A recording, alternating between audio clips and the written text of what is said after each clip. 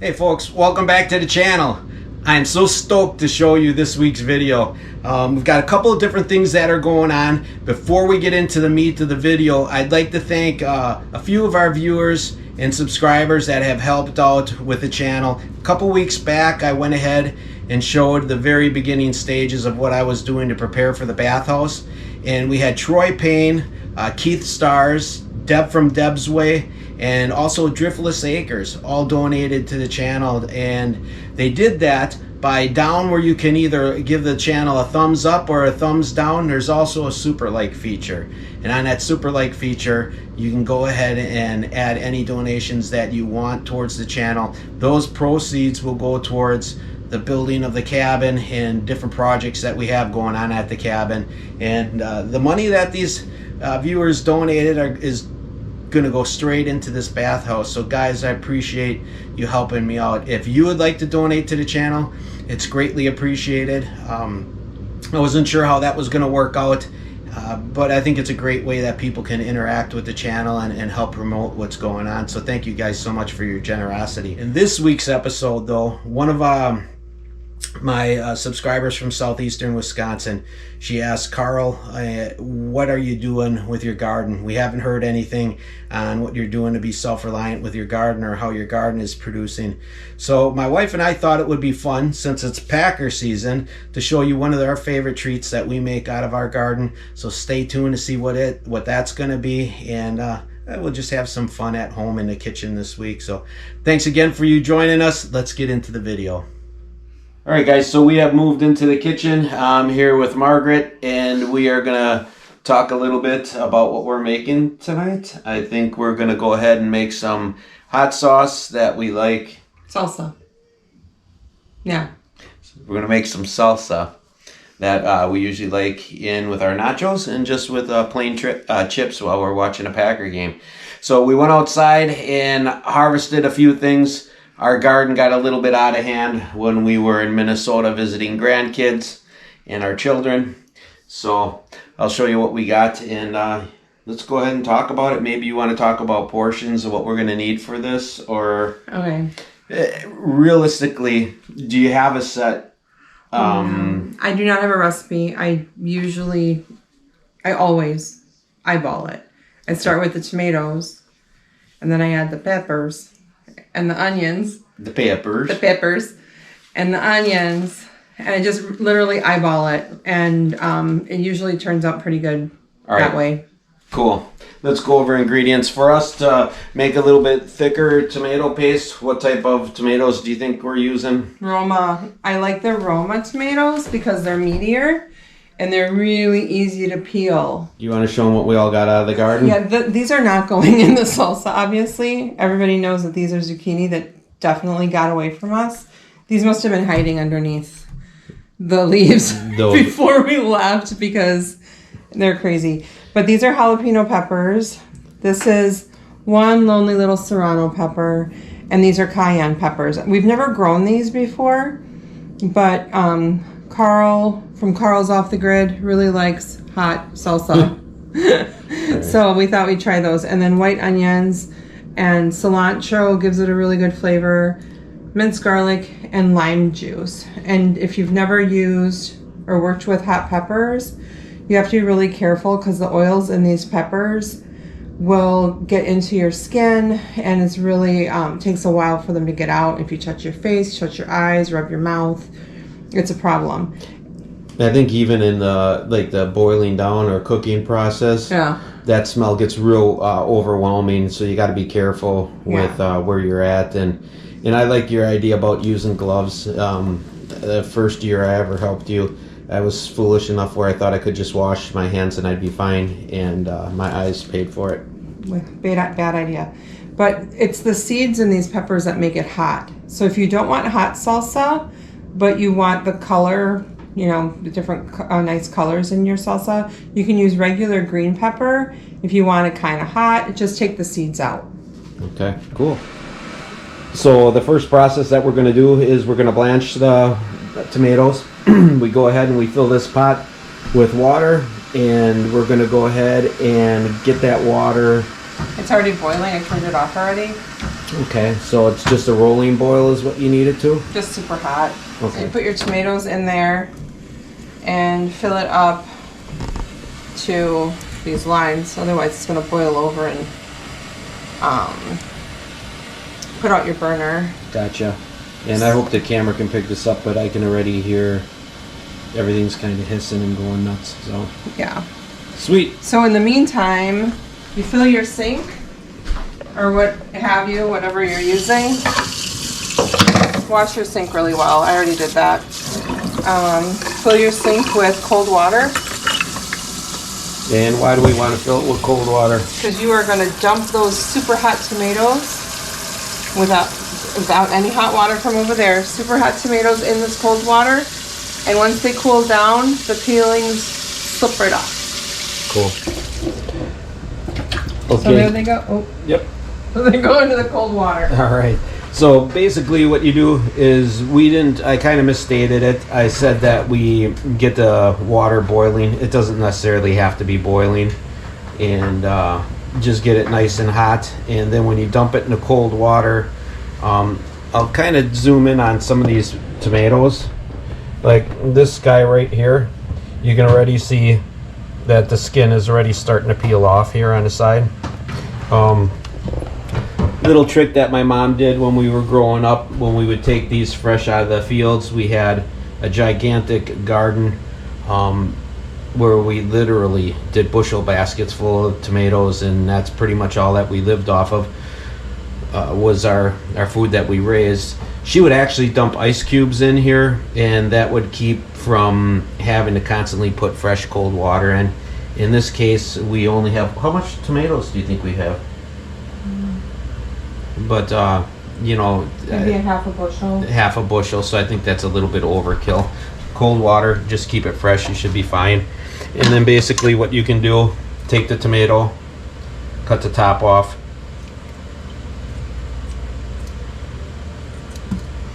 and you can see the split that already started, and the peel comes right off. Margaret does a much better job at this.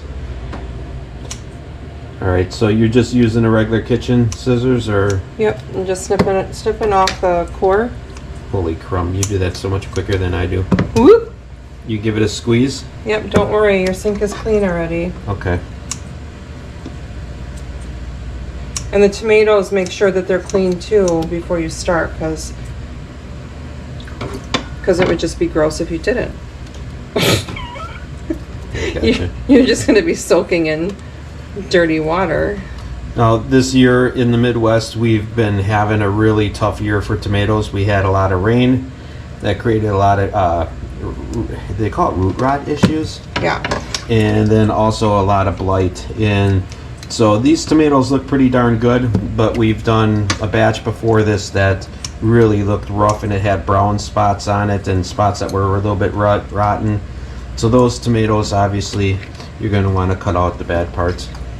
Yeah, we already did this video once before, but the SD card said, no you didn't. Yeah. And so we're doing it again.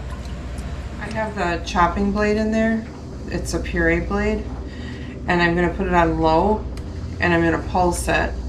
And I already did it. It was just really loud, so we didn't want to like drag that thing crazy. But you just pulse it like this until all the big chunks are out. All right. So we're going to do that with the rest of the tomatoes, and then we'll show you the rest of the ingredients as we add them. Go. So I have it on the chopping blade, and I always use low, and I pulse it. And then that way it doesn't turn into liquid. And earlier we talked about it affecting your eyes. So yeah. When you're cutting that up, do you want to have your face over those? Nope, it's going to bother you. It's going to make me cough. Gotcha. Literally takes your breath away. Yeah, hurts my lungs. All right, let's process those babies.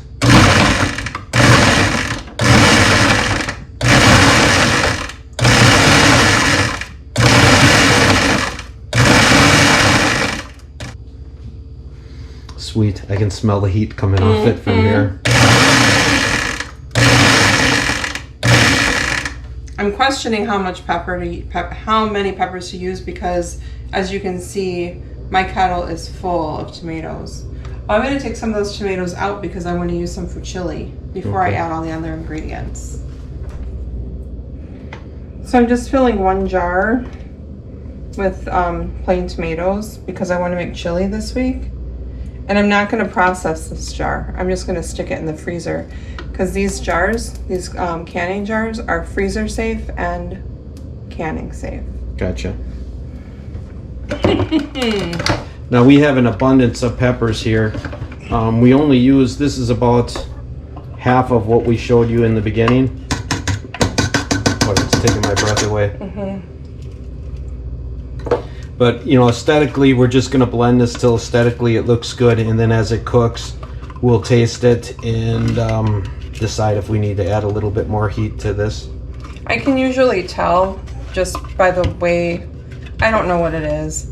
I've been doing this for, what, 27 years? Yeah. But I'm only 29, so I don't really know how that works out. But this is, I never really use a recipe. I just kind of see what it looks like. And if there's enough green in there, I feel like it's okay. And it usually does turn out okay. Yeah, it does. And then there's going to be cilantro too. But this looks good to me. This is white onion. It's a whole white onion. All right.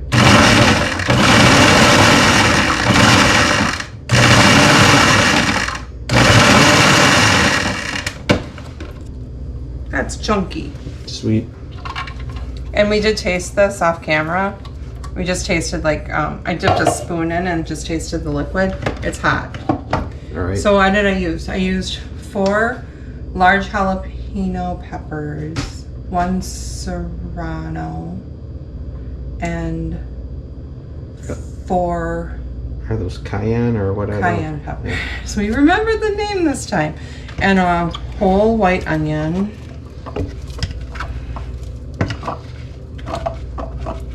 This is going to be lovely.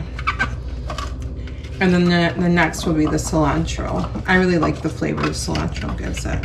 You know, a huge thing about being a food connoisseur, presentation is so much when you get the blend of all the different colors and stuff in there. Yeah. The aesthetics of it really makes it quite presentable.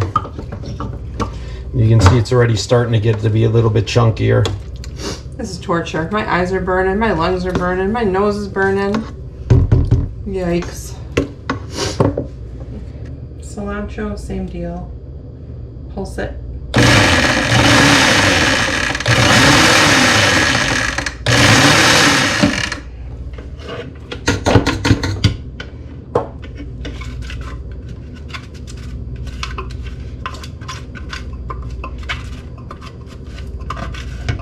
That smells good. Okay. I got minced garlic here because I'm too lazy to do fresh. So I'm going to do 2 teaspoons of minced garlic.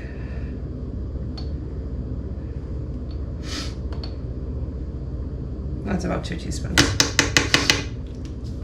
And then juice from 2 limes. And I just eyeball that.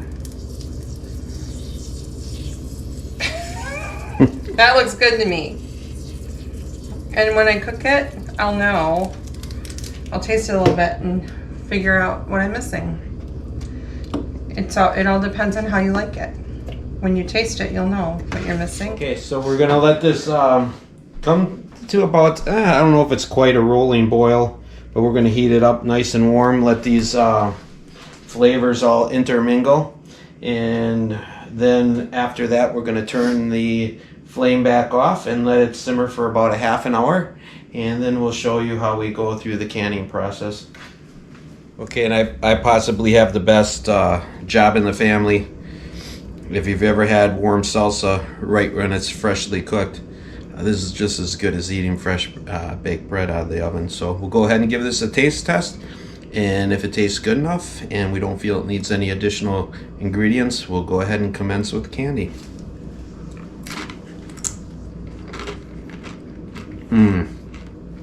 Definitely good. Good flavor. Goes in cold. And tomorrow morning it'll come out hot. Oh no. All right, let's pan it. I'm going to do some pint jars and I'm going to do some quart jars. We're in Wisconsin, so Packer Sundays are coming up pretty quick, so quart jars.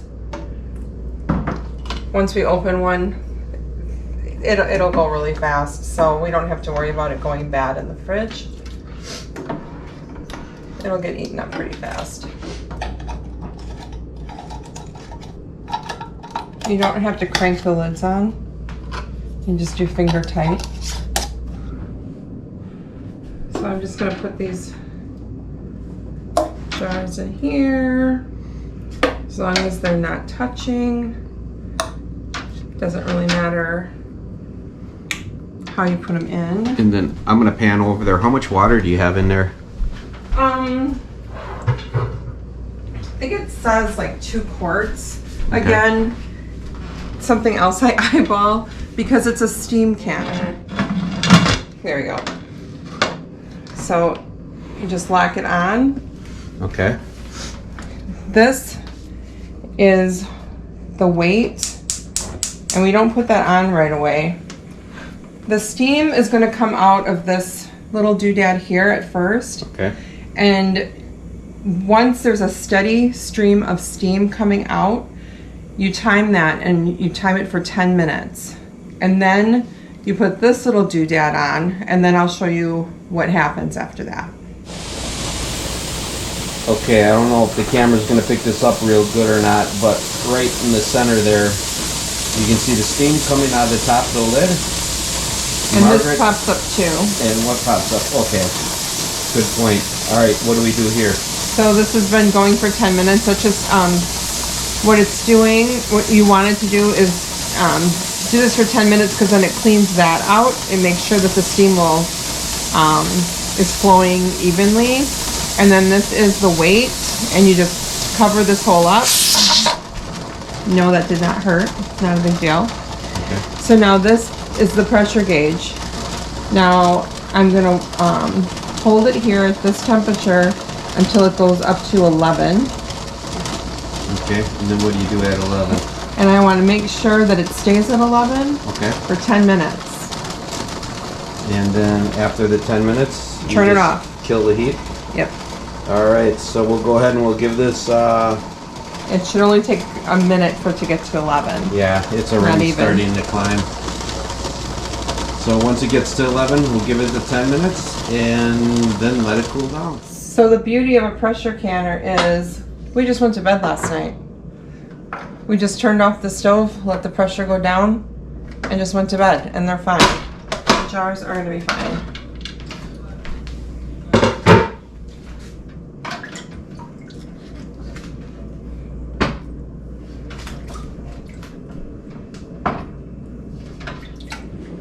Okay, so this is what it looks like when they're done. Always mark your jars so you know. Well, we're going to have this gone by the time the new year comes around because Karl likes his salsa. But these are the ones that this is done. See how it's completely sealed. This cap is not going to come off. You did take the ring off already on that one? Yeah, I always take them off and I reuse them. Okay. But wash them and reuse them.